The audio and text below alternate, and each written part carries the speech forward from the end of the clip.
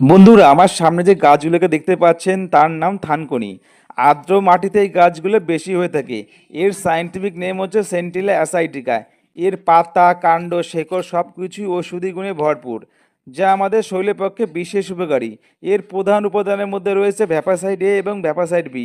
আপনারা জানলে হয়তো অবাক হবেন যে ভ্যাপাসাইড বি আমাদের মস্তিষ্কের কোষ গঠনের বিশেষ ভূমিকা নেয়। শীতকালে যখন আপনার গলা ব্যথা হয় বা অন্য কোনো সময় গলায় ঘা হয়, তখন এই থানকুনি পাতাগুলোকে আপনি জলে দিয়ে, জাল দিয়ে সেই জল ঠান্ডা করে যদি কুলুকুচি করেন প্রতিদিন 7 দিন ধরে, তাহলে আপনার গলা ব্যথা বা গলায় ঘা ঠিক হয়ে যাবে। এছাড়া যাদের আমাশা রোগ আছে তারা প্রতিদিন সকালবেলায় খালি পেটে এই পাতার রস খান, তাহলে দেখবেন 15 থেকে 20 দিন পরে আপনার আমাশা ধীরে ধীরে ঠিক হতে লাগবে।